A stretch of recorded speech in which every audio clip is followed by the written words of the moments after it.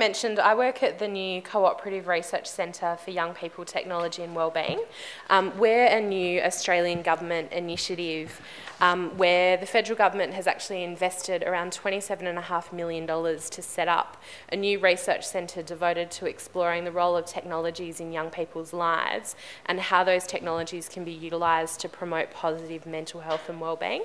I'll tell you a little bit more about the CRC, as we call it, later on down the track. But are we possibly working? Yep. All right. I just wanted to share with you a video that was actually put together by some young people that we work with, just, I guess, highlighting some of the themes that I will talk to tonight.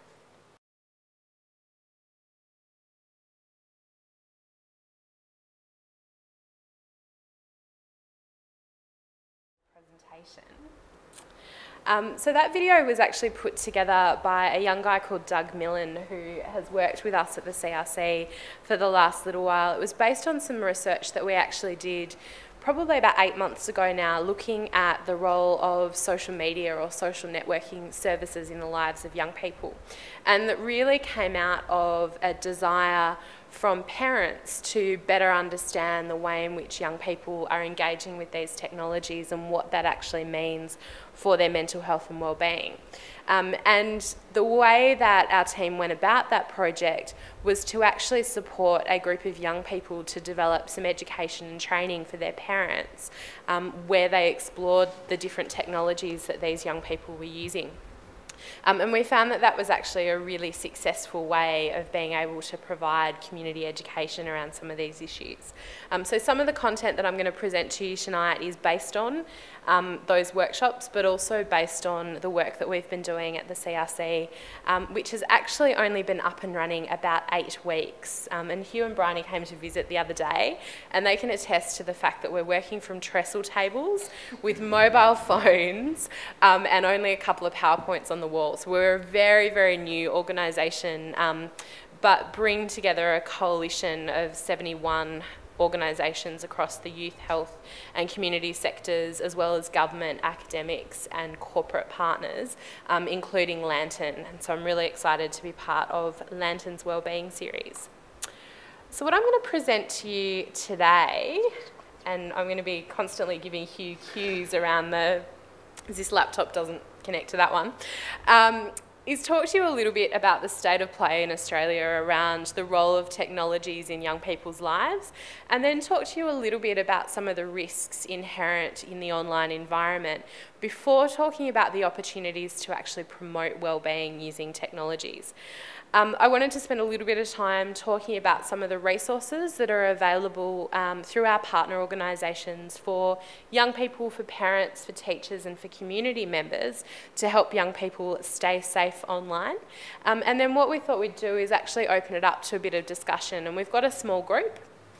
So hopefully that'll give everybody the opportunity to ask questions that they might have or explore issues that are arising. And Hugh and Bryony both have some fantastic expertise around the role of technologies in improving wellbeing and in getting health messages out there. So hopefully it'll be a really fantastic discussion.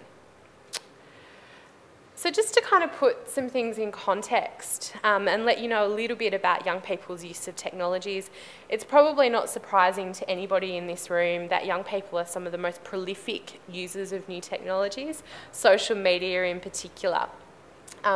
We know, for example, that 95% of young people aged 15 to 17 use the internet on a daily basis, and that number just continues to rise in each 12-month period. Not quite sure what's going on with those statistics there, but that should actually be that about 66% of young people are actually accessing the internet via their mobile phones, via smartphones. When we talk to young people about how they actually engage with technologies, 40% of them tell us that they unfortunately wouldn't be able to live their lives without the internet. And as someone who's doing jury duty at the moment and has been deprived of my mobile phone for a period of time, I can possibly agree with them. Some of the most common activities that young people are actually engaging with online include being able to play games, do their homework and downloading music. And we know that young people are spending a really significant proportion of their time online using social media sites like Facebook, YouTube and Twitter. Social networking has really changed the way that young people interact with their peers, but it's also changed the way that young people interact with significant adults in their lives and with service providers.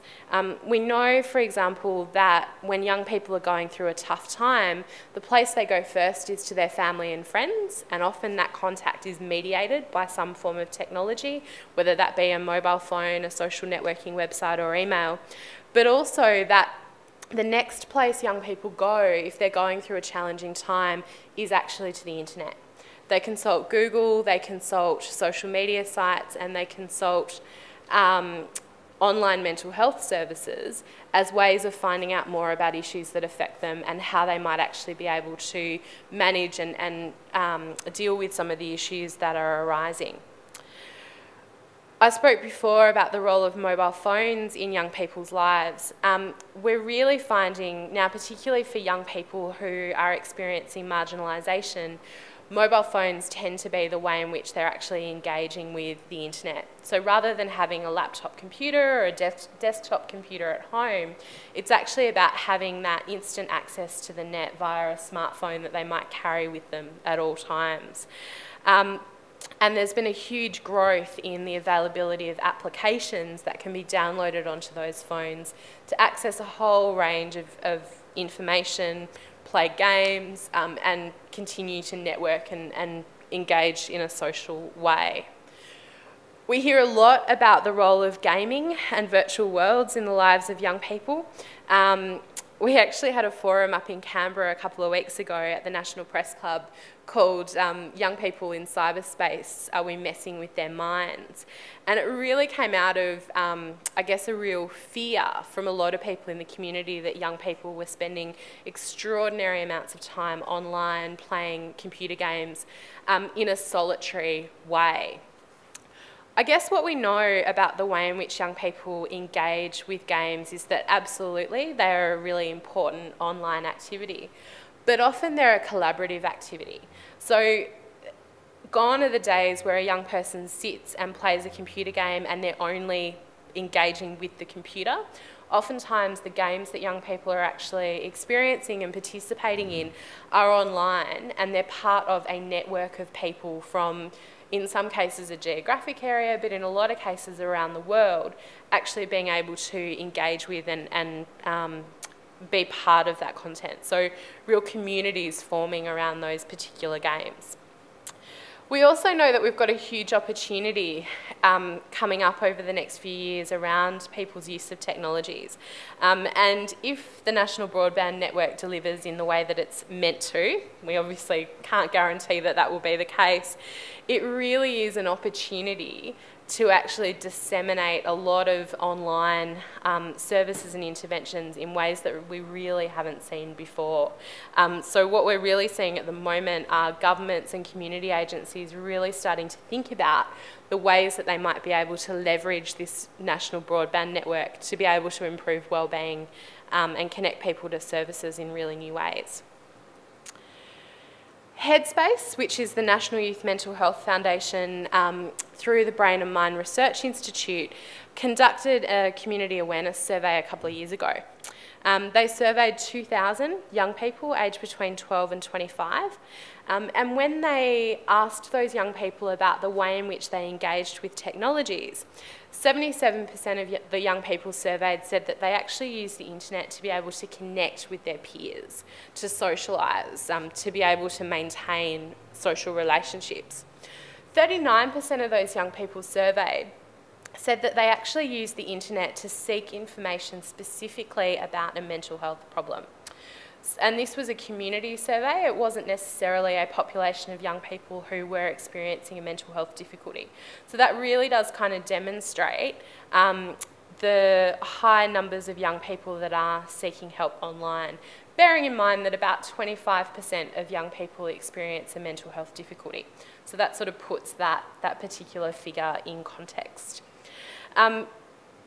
Headspace also asked young people around what they wanted from different online services, and young people talked about the role of things like question and answer forums and emails as a way of actually being able to engage in improving their mental health and wellbeing. And hopefully that's something that can be included in a national e-mental health platform. And there are actually some announcements by the government this week around an advisory group to start fleshing out what that might actually look like. Probably not surprising to anyone who's been part of some of the Lantern Wellbeing series presentations in the past, we know that mental health issues do affect a really significant number of young people. Like I said before, it's just over 25% of young people aged 16 to 24 experience a recognised mental health disorder. And that really those figures haven't shifted over the last 10 years. What we are probably seeing is about the same number of young people experiencing what's called psychiatric distress, and really no shift in the numbers of young people who are seeking help for mental health problems. So we know, for example, that it's just under 30% of young people who actually experience a mental health difficulty who go on to seek help in a face-to-face environment. So I guess those kind of figures that I showed you before around the proportion that are seeking mental health information online is a really important indicator that this is one of the avenues that young people are engaging with in order to improve their mental health and wellbeing. So when Janet Hopkins approached me to come and speak with you tonight, she had indicated that a lot of people were keen to hear a little bit more about safety and some of the risks of the online environment. She said it was something that had come up a lot in conversations with parents and others. This is really an emerging area of research in Australia, and as you saw from the video at the beginning that Doug had put together, what we really have at the moment is a little bit of a moral panic around the way in which young people are using technologies. We see newspaper articles that talk about sexting being out of control, this wave of cyberbullying, you know, the fact that young people are consistently engaging with technologies in a way that is really risky to their mental health and wellbeing. So I wanted to share with you a little bit of the evidence and give you a bit of a sense of that in context. What we do know is that online risks are actually not that different from the risks that young people face in the face-to-face environment. And we know, for example, that those young people who find themselves most at risk offline are also those young people who find themselves most at risk in the online environment. We do know that the reports of cyberbullying to the Net Alert helpline, which is a federal government program, have increased, particularly since 2006. And there are a number of projects underway in Australia at the moment to collect some better data around the way in which young people experience issues like cyberbullying. What we do know from the Net Alert data is that 16% of young people said that they'd been bullied online, and 14% had been bullied through their mobile phone. And 56% thought that it was easy to get bullied online.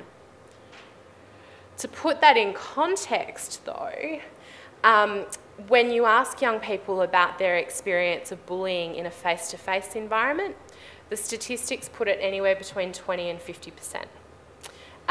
So the rates of cyberbullying need to actually be viewed within that context. That's not to say that any bullying is okay, because it's not, but to put it in the broader context of what's happening face-to-face. And when I talk in a minute about some of the perspectives of young people around this issue, viewing these issues in context was really important from their point of view.